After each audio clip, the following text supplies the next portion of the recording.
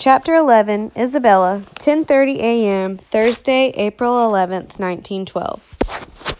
Isabella pulled her best dress, a gray brocade her mother had taken in as washing that was never retrieved, from her carpet bag. She smoothed it with her small hands, noting the worn fabric and wrinkles. By far the finest dress she had ever owned, it was also tired as she was, she realized woefully.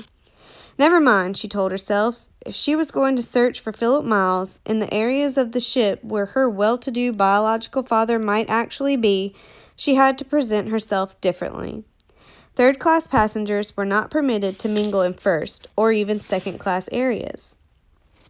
She tried not to think too much about what she was attempting or what it would require. As she washed the best she could over the small sink in her berth.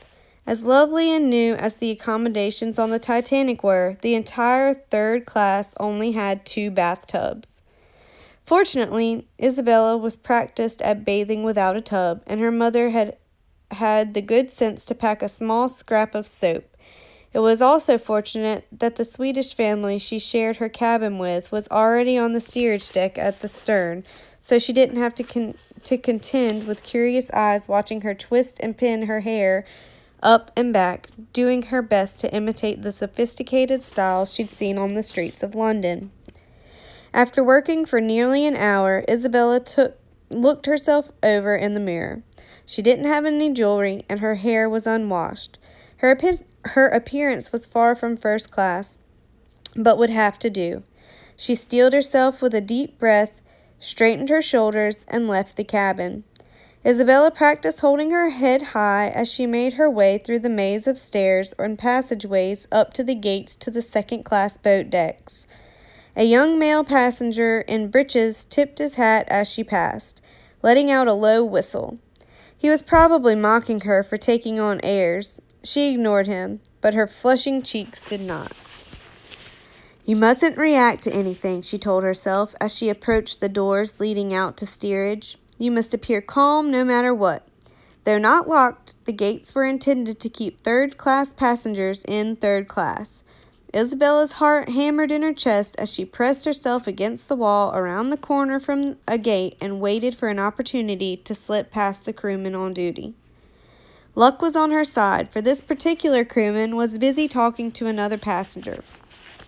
Dressed in dirty work pants and a wrinkled button-down shirt, the large man holding the crewman's attention had an angry-looking scar on his left cheek and a frustrated lilt to his voice.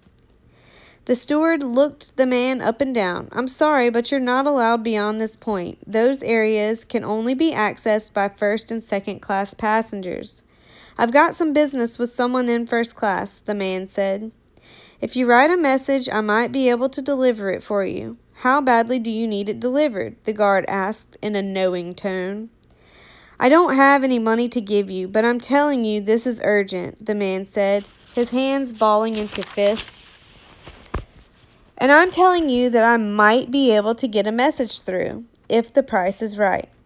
The scarred man raised his hand, and Isabella stepped back for a moment, worried that the conversation was about to come to blows.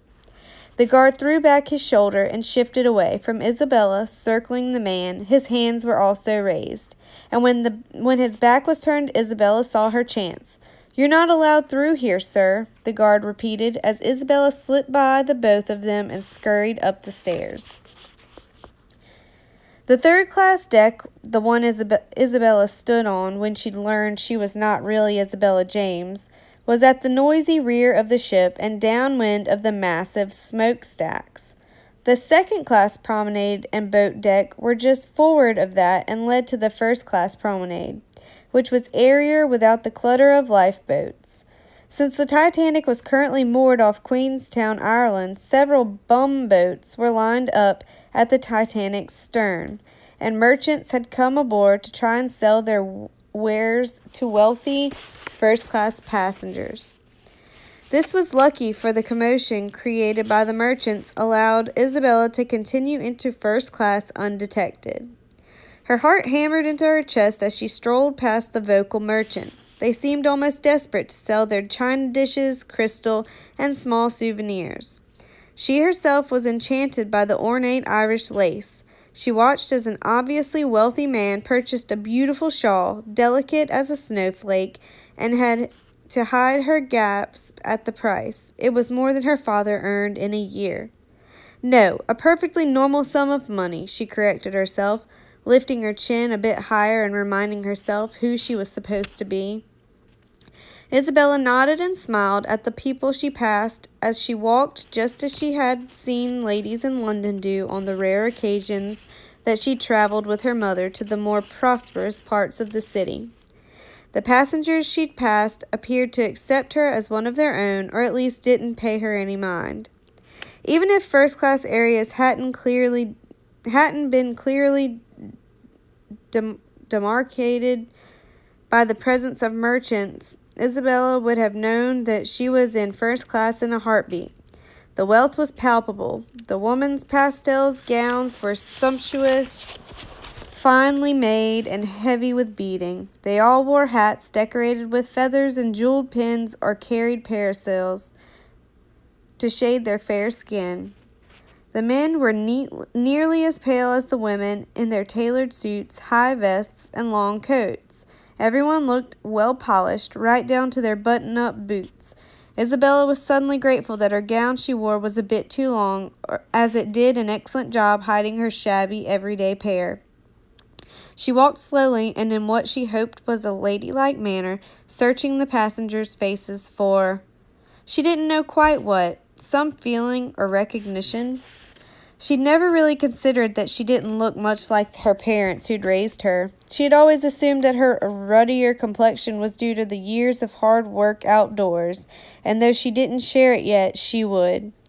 Her mother, Ruth, said Isabella's curls were a gift of the angels, an answer to her secret longing for curly hair when she was young.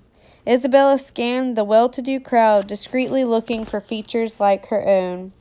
Her instinct was to avoid the gazes of the wealthy passengers strolling the decks, but her intelligence told her just the opposite. She boldly made eye contact with a woman carrying a Pekingese, smiling at the pup's long ears and stubbly, wrinkled snout. But when she looked into the face of the woman, her nose was wrinkled as well. Isabella flushed in embarrassment and quickened her pace. Perhaps she was not passing in first class after all.